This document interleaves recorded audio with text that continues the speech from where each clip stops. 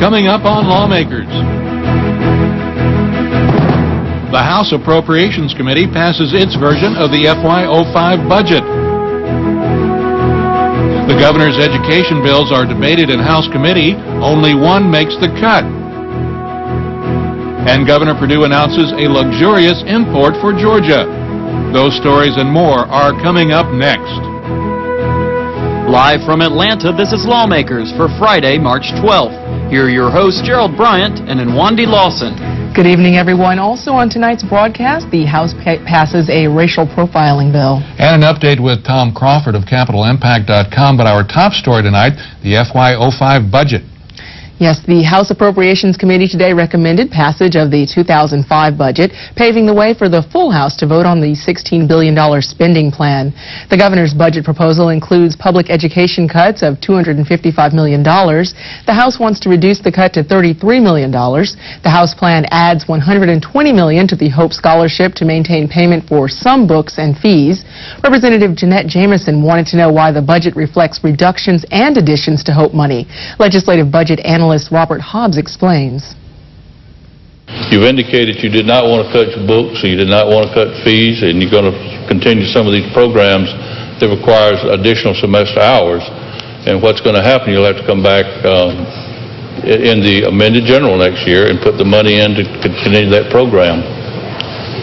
And that's what it basically is. You're not saying you're cutting anything. Now you're saying that we're funding all of them, and we don't know how much money it's going to take, so we'll just have to see what the final figure is. And you'll have to do it in the amended general next year.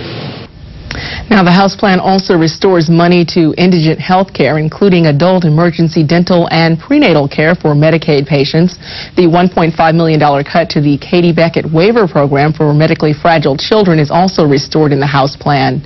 The FY 2005 budget is expected to clear the Rules Committee and be voted on by the House on Monday.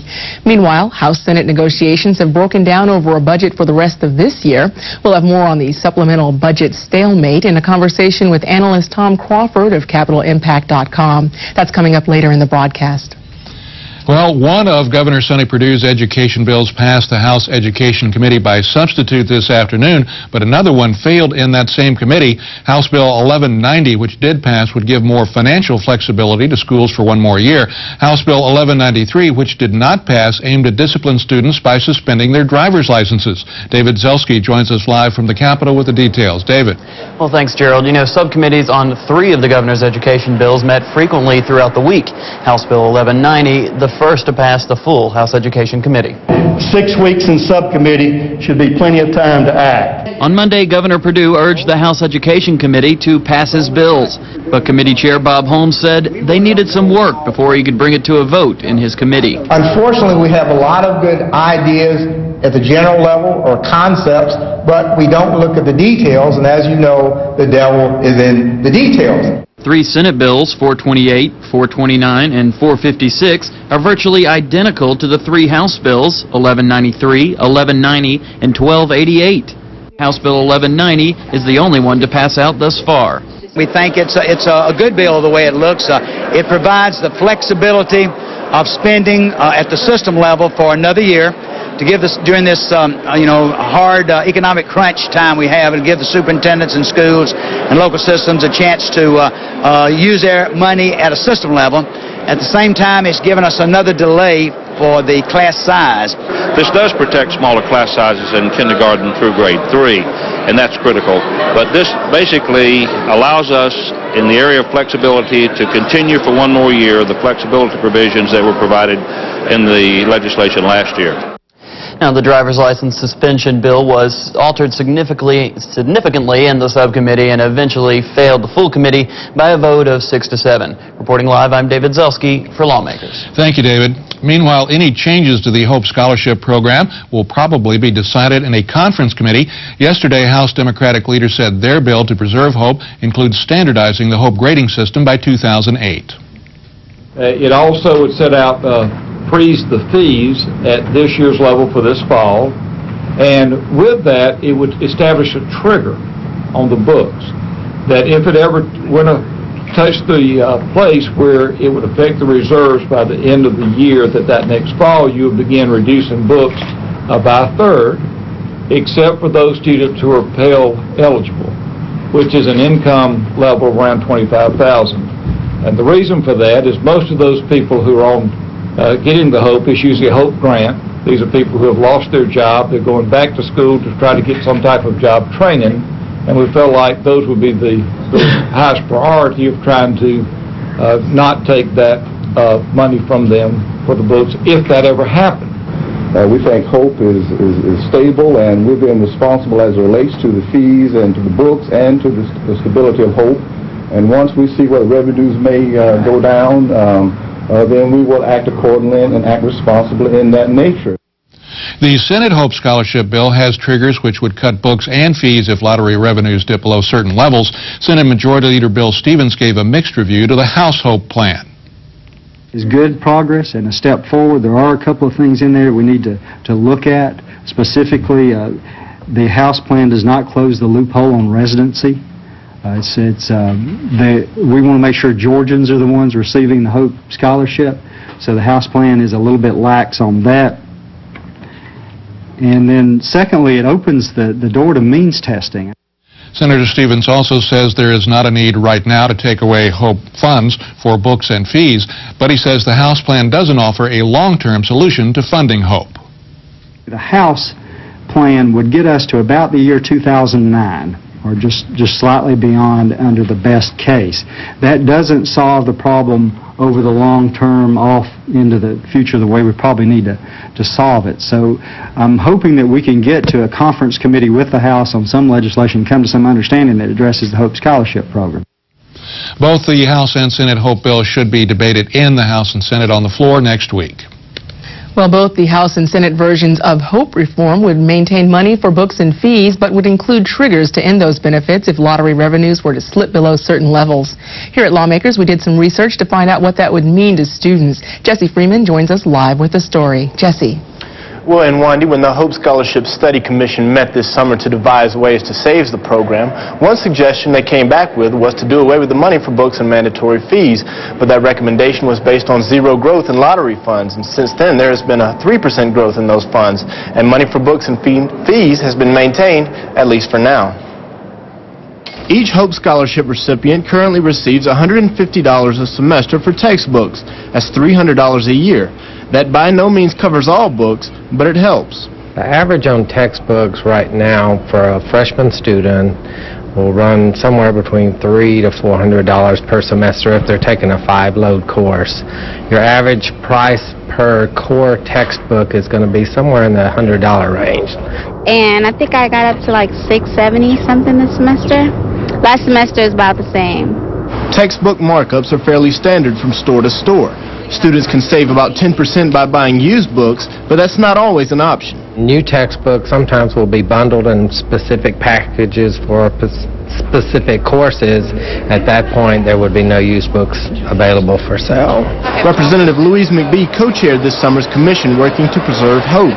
She explains a situation in which money for books would be discontinued. If at any year the resources do not equal the resources, fiscal resources of the year before, we will start taking the books off $100 a year. The House HOPE reform bill would also freeze amounts on fee payments. That's an even more substantial amount than book money. Some universities charge over $400 in fees each semester. And House Bill 1325 is the HOPE reform bill sponsored by McBee. She says she expects the House to vote on the bill Monday. Reporting live, I'm Jesse Freeman for Lawmakers. Nice work, Jesse. Thanks. Governor Sonny Perdue's child endangerment bill got a unanimous do-pass vote in the House Judiciary Committee yesterday. Here's Representative Rich Golick speaking for Senate Bill 467. Senate Bill 467 is the culmination of years of effort on the part of people on both sides of the aisle toward curing the problem of the fact that Georgia is the only state in the union at this point without a felony child abuse statute that includes criminally negligent behavior. That's the bad part. The good part is that we're doing something about it, or attempting to do something about it today and in the days to come before the session ends. Lieutenant Governor Mark Taylor's child endangerment bill passed the Senate last year but got stalled in the House. The governor and lieutenant governor joined forces this year to get the bill passed. The bill also cracks down on parents who run illegal methamphetamine labs. As I speak, this is a very unusual circumstance. Our agents and local deputies are executing search warrants on 49 suspected meth labs in North Georgia, Walker and Catoosa counties. We know for sure that several of those are under active investigation by DFACS with respect to kids and the treatment by the parents. Again, Senate Bill 467, the Child Endangerment Bill, passed the House Judiciary Committee and goes to House Rules. Representative Roger Bruce of Atlanta is at Emory Hospital recovering from a stroke. He's listed in guarded condition. Meanwhile, the former Speaker of the House, Tom Murphy, was released from Piedmont Hospital yesterday. He suffered a stroke last month. The longtime Speaker of the Georgia House celebrated his 80th birthday earlier this week. And Governor Sonny Perdue announced today that an international automaker will soon expand its business into Georgia. Lawmakers Chrissy Thrasher has more on this story.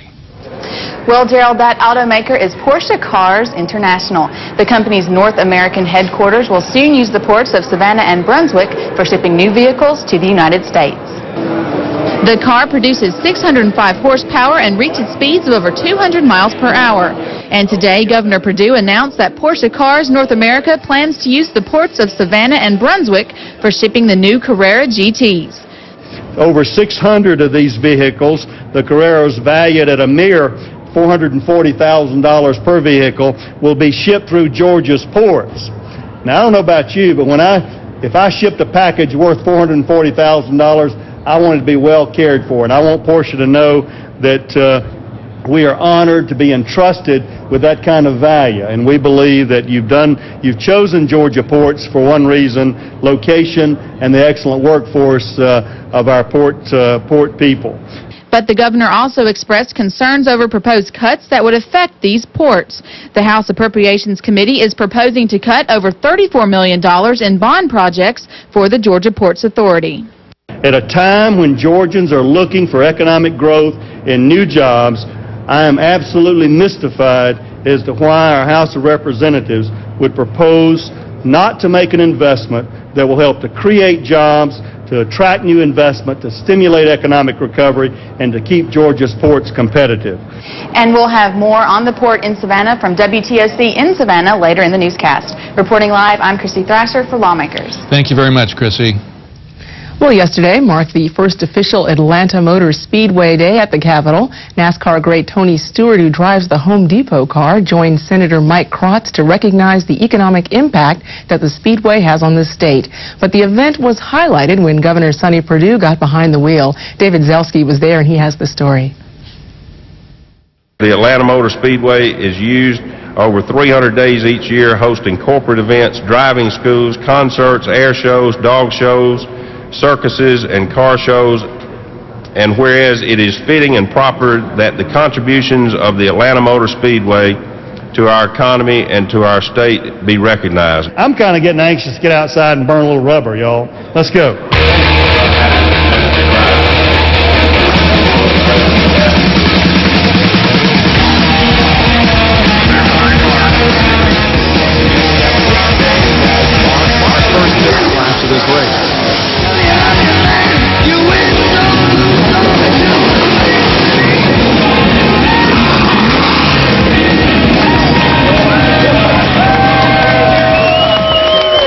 It's a great sport. It's a great family sport. I see guys and gals out there with their families and their children. They enjoy it. It's a great economic benefit for Georgia. Real competitors. Well, it's hard to believe, but even though he looked like a seasoned pro, Governor Perdue did not qualify to race in the Golden Corral 500 this weekend at the Speedway. I don't know about you, I didn't recognize any of those streets around the Capitol. Meanwhile, Representative Mike Barnes and Senator Carol Jackson are forming a motorsports caucus. Here's Senator Jackson. We want to promote the economic viability of motorsports. As I said, Georgia's largest sports economic driver. We want legislative voices for the industry and for the fans. We want to be their voice in the legislature. We want to engage state agencies, adjunct resources to confirm motorsports economic data. Lawmakers and staffers endured some tense moments yesterday afternoon. A suspicious package was discovered at the Department of Transportation building. The building is directly across Mitchell Street. Lawmakers Jesse Freeman has more. Late Thursday afternoon, a mailroom employee at the Department of Transportation broke out in a rash after handling a suspicious package. She and a dozen other employees from the mailroom were taken to Grady Hospital for testing. We have a total of 13 that did go through our decon process and were transported for evaluation. The DOT building was evacuated, as were the state capitol and legislative office buildings. The suspicious package remained. A robotic bomb detector was sent in as a precautionary measure. After it was determined there was no bomb, the Atlanta Fire Department's hazardous materials team was sent in. Can't tell you anything about the package other than what we detected with our monitors, which at this point, no indications of hazards. The Atlanta Fire Department hazardous materials team opened the package and discovered no harmful materials. They then removed the package and are sending it off to a lab for further tests. The all-clear signal was given about 7:45 p.m. DOT Commissioner Harold Linenthal was one of the first to re-enter the building. By this morning, all employees had returned, including those from the mailroom, and it was back to business as usual.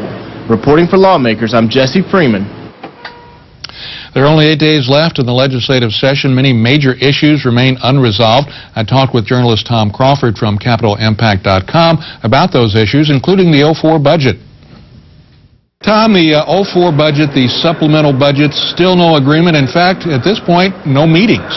That's right, Gerald. In fact, there haven't been any meetings since Monday. None will take place this weekend, and both sides are saying, you know, we don't think we need an 04 budget, so let's just forget about it. Is this kind of a Mexican standoff to see who's going to blink first? Republicans for years complained about the supplemental budget, saying it wasn't necessary. Well, that's true. I think what we have here, Gerald, is a giant game of chicken, and as somebody pointed out to me the other day, it may end up in a crash between both automobiles. Okay, Tom. On the Hope Scholarship, we have had some movement this week. Last week, the Senate put out a bill. This week, the House has put out a Hope Scholarship bill, and they're not all that far apart. No, they're not, and it looks like, largely at the urging of Lieutenant Governor Mark Taylor, that they will keep the funding in there at least for a year or two to pay for books and fees under Hope, and that's been a big sticking point between Democrats and Republicans. Is there likely to be any sticking points in the negotiations? They're both, there's some trigger mechanisms in both the bills that are proposed. The Senate is saying, well, the House bill is good, but it only gets us through 08 or 09. The House says that's as far as we need to go. Who is likely to blink first there? Well, I don't think it's a matter of blinking. I think they're close enough that they can come to an agreement that will allow both sides to save face and save books and fees as well, which I think is the overriding goal for a lot of people right now. What are you hearing about the governor's stance on that? Because he did want to include reduction of books and fees from that. Is he going to be happy with a bill that does not do that immediately? I don't think he will, but he also keeps saying that he wants to let the legislature legislate, so this may be a time for him to show he's serious about what he's talking about. And finally, there are two proposals out there that would ban gay marriage in the state of Georgia. Are we likely to see any action on those next week? I think there will be a vote in the House, which is where they still need to deal with this particular topic, and it's very close, Gerald. It could go either way by one vote or more. That could be one of the more interesting votes we have next week. Are they likely to vote on the original resolution, the Mike Krotz resolution, or the Jeanette Jameson resolution? That's hard to say, but I would not be surprised if the Mike Krotz version that came over from the Senate is the one they end up voting on. Tom Crawford from CapitolImpact.com. Thanks for joining us on Lawmakers. Thank you, Gerald. Well, the House today approved a racial profiling bill that would require police to record the race and gender of anyone involved in a traffic stop. In an unusual move, Democratic Representative Tyrone Brooks quoted President Bush's 2001 State of the Union address as he presented the merits of House Bill 1327. Here's Representative Brooks and others who support the measure. The President said it is wrong and we will end it in America, and I subscribe to that. Using race as a proxy for potential criminal behavior is unconstitutional, and it undermines law enforcement by undermining the confidence that people can have in law enforcement in America. 5 times in a row, I have been stopped and pulled out of line at Atlanta Hartsfield Airport and tested for gunpowder. Think about someone that's black or Hispanic that all their life has been subject to profiling. As a law enforcement officer of 20 years, I rise in support of House Bill 1327 for the following reasons. When the issue came up how law enforcement uses force, the solution was to make sure that law enforcement had mandatory training, and most departments require that we fill out a form every time we use force. Representative Hill is a homicide detective. He says concerns about the time it will take officers to record the information are unfounded. Representative Barbara Bunn said that the bill would be ineffective, and in addition, she said that eliminating all profiling could be dangerous. We have other ethnic groups than blacks who are affected by this. And this is what concerns me. We have terrorists operating in our country, and I don't want to put gloves on our law enforcement agency to be able to stop those should that be necessary. We also have a severe problem with illegal aliens. Now, attempts to amend this bill to make it permissive instead of mandatory all failed. House Bill 1327 passed by a vote of 116 to 34. It's headed to the Senate. In other news, metro Atlanta counties would be allowed to transfer water from rivers throughout the state under a bill approved by the House today. Debate over House Bill 1615 pitted rural legislators against their urban counterparts. Woodstock Representative Chip Rogers led the passage of an amendment to protect North Georgia water supplies. Here's Representative Rogers. All we're asking for is to say, look, this is all the water we've got. Please don't take any more. You're already taking enough water to the point where we're having to boil some of our water every couple of summers. Can we please just get to the point where we can agree we don't take any more water? So that's all this says, is that notwithstanding any new interbasin transfers, you can't take any additional water out of the Etowah River above Lake Allatoona. The Rogers amendment passed, as did an amendment by Representative Gail Buckner, which terminates the law upon the adoption of a statewide water plan. House Bill 1615 passed by a vote of 108 to 61, and it moves to the Senate. House Majority Whip Nan Orrock held a press conference yesterday urging the federal government to continue testing the Savannah River for radioactive substances. The U.S. Department of Energy has decided that on March 15th it will discontinue the testing of the region of Georgia alongside the Savannah River for contaminated drinking water that could be caused by the nuclear plant located on the South Carolina side of the river. The Department of Energy says that testing on both sides is redundant. We're sending a very strong message to Washington, and we're confident that both the House and the Senate will vote to support that resolution, urging the administration, the Department of Energy, and the Congress to restore the monies to monitor radioactive contamination in Georgia's environment. If the government can afford or dream up a $4 billion plutonium bomb plant at Savannah Riverside, which costs us that amount of money, why can't we do $1,890,000 for 3 years? The money is there, and we need to have that money for this cleanup. It needs to be done in an expeditious manner. It needs to be done correctly. I stand firm in sending a message back to Congress in the same way that the senator from across the hall said that by God, if they don't want to fund the project, then come drink our water. Well, as promised, here is more information about the Savannah port through which Porsche will be importing luxury sports cars. WTOC's Kim Zangelastro has that story. Over the past 3 years, the Georgia Ports Authority has grown tremendously. We've grown this port by 56%, which is really the fastest growing port in America. In order to keep up with their own growth, they are building a new container berth, adding to the 7 they already have. The governor has proposed giving the port $28 million to help with this massive project. It will allow us to handle more vessels and handle more cargo and basically keep up with the tremendous growth that we've been experiencing in the past 3 years. Tremendous growth also means more jobs when Container Berth 8 opens up. This project, by the way, is anticipated to create 11,000 new jobs and expand capacity by 20%. Even though the $28 million has not been approved yet, the project is under construction, thanks to the funding the port already has. We are moving forward with the initial construction and laying of the pipes to do the work. In Savannah, Kim Angelastro for GPTV Lawmakers. Representative Mark Burkhalter presented a bill yesterday to a House Education Subcommittee that contains a required list of health questions doctors must ask student athletes before they're cleared to play. House Bill 1626 is known as the Ryan Boslett bill after the Chattahoochee High School football player who died of a heart condition that no one, including his father, was aware of. David Zelski has the story. In a matter of seconds, our whole life was changed, and we were just shocked to death. How could this happen? Seniors from Chattahoochee High School, joined by Ryan's father, came to support their fallen teammate. You just feel helpless, and you want to feel that you could have done something to prevent something like this to happen to him. I know Ryan would be extremely proud to have his name associated with a bill that could do such positive things. House Bill 1626 is a two-part bill, but Representative Burkhalter says even if the part dealing with creating an awareness program for student athletes fails, the part with the questionnaire requirement must remain. There's one may and one shall in it, if you will, in our legalese terms. The shall is standardizing a form. Right now, we have 89 different forms the best we can detect from doing surveys of state schools. Our physical form and the questions asked, I think that will open the eyes to perhaps some